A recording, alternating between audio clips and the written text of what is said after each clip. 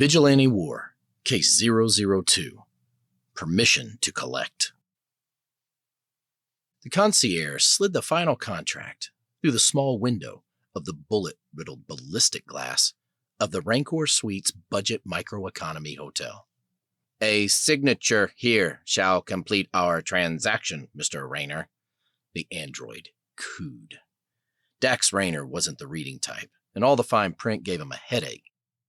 What exactly am I granting permission for? Dax said. To give Rancor Hotel and Suites permission to collect your personal data. Personal data? Dax didn't know what exactly personal data entailed, but there was one thing he didn't like, and that was giving away something for free. He licked his lips. Certainly he did not want to be a person whose data was for sale on the dark web. Babe, hurry up. I gotta pee, Harley Sinclair said, while tugging on Dax's leather motorcycle jacket.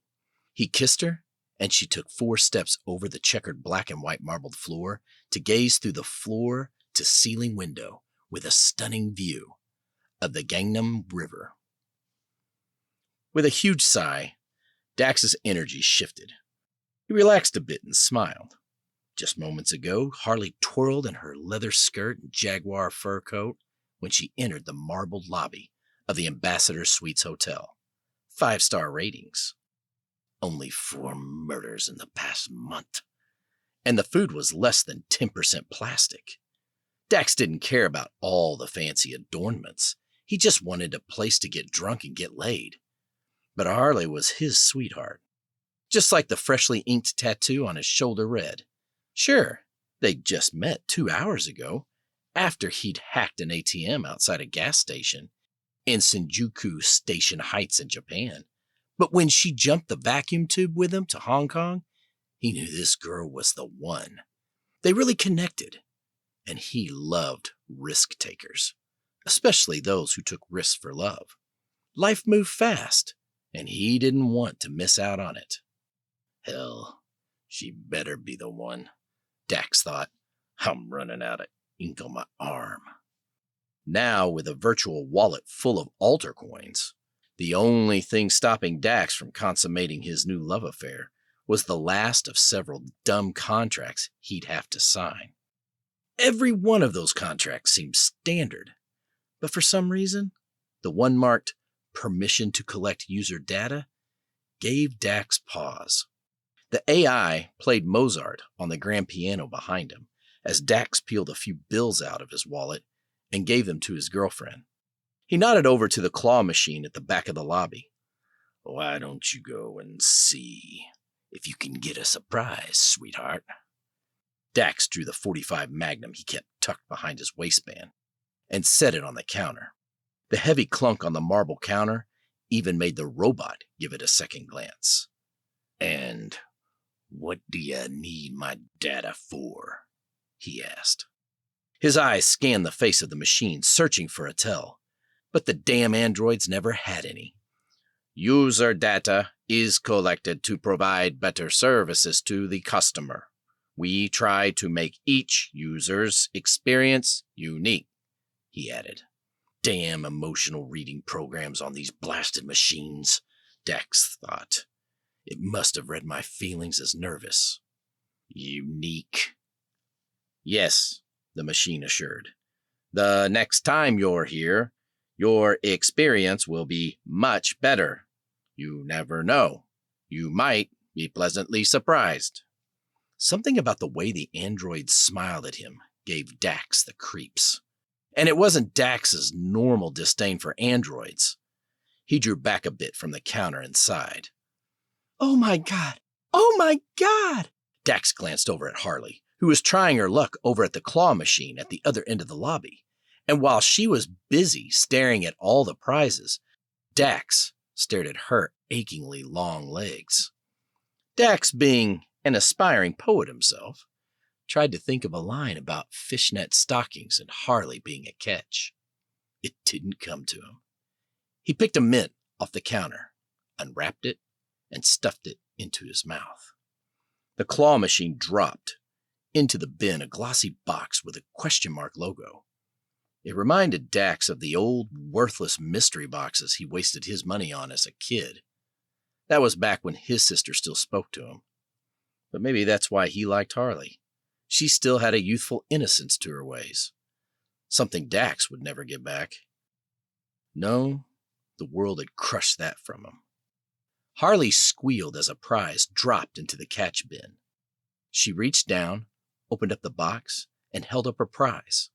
A box full of ice cream-flavored condoms. She bounced up and down.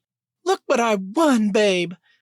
Seeing the bulk order condoms, Dax chomped the mint, pivoted back to the counter, and didn't bother reading the rest of the contract, which was still being held in the android concierge's hands.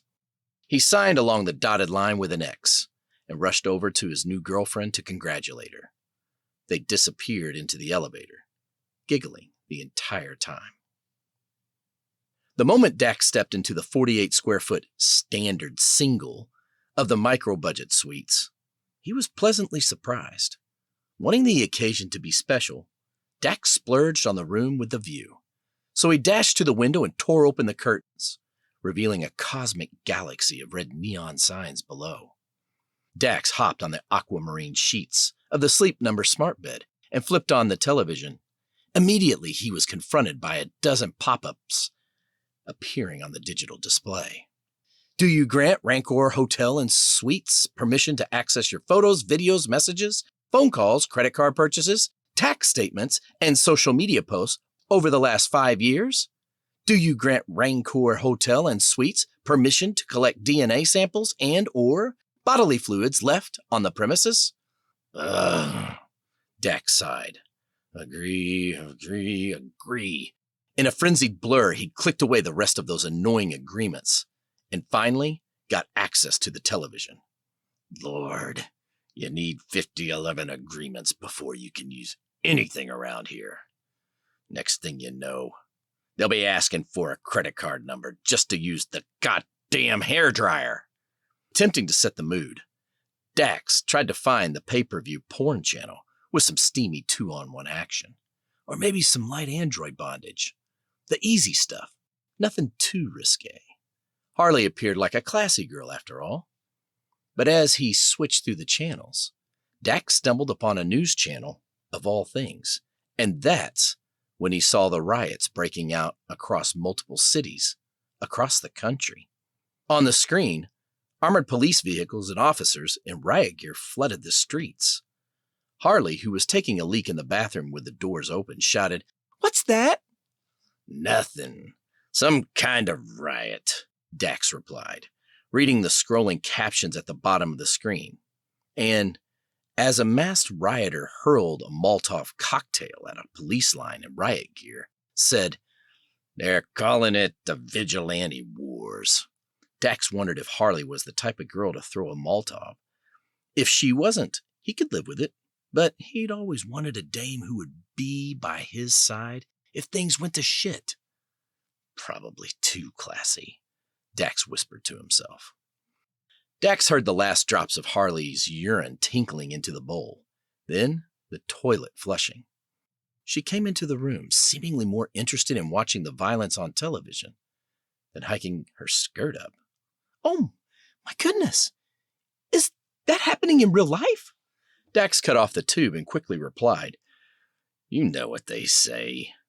You never know what to believe when you're watching this box," Dax said. "Besides, don't want to kill the mood now, do we?" "Sure don't." She ripped off her shirt and scooped into bed, her warm body pressed tightly next to his. The blue electric lamp beside the bed crackled. She threw a coin into the side slot, and the bed vibrated in a relaxing massage. With one of his arms draped around Harley's shoulders, Dax suddenly felt like $1,000,000. "The way I see it, me and you are rich, baby girl. We got a backpack full of cash and nothing but the horizon in our way. The way I look at it, this is seed money into a new life." "I like the sound of that." Dax pointed at the television. "There. We're going to the US of A, baby."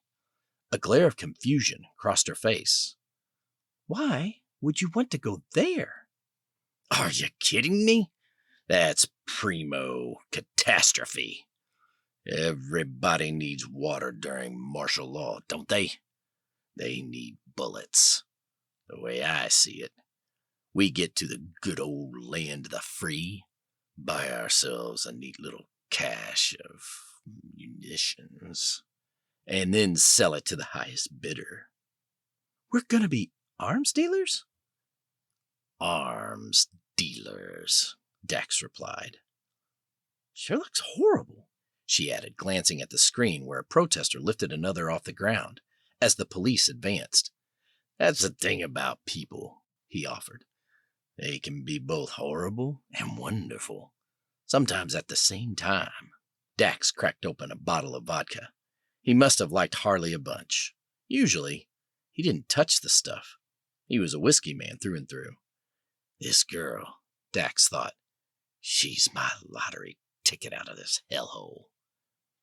2 mornings later, Dax 1000 tossed the empty box of condoms into the trash and stumbled out of the elevator towing his equally hungover girlfriend behind him. He drew his arm to cover his face as the harsh daylight of the lobby burned his eyes. When he dropped the keycard of room 9200 at the concierge's desk, he didn't bother looking up.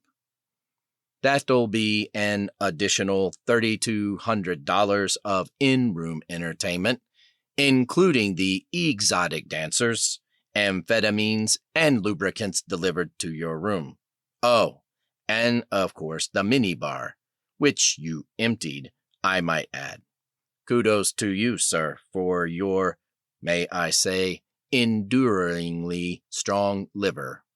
As Dax swiped his John Hancock across the page, he muttered over his shoulder to Harley, who was throwing up her guts into the flower pot near the elevators. That's how they get you. Lure you in with a cheap rate, then gouge you on the extras. I'm sorry for your dissatisfaction, the android said.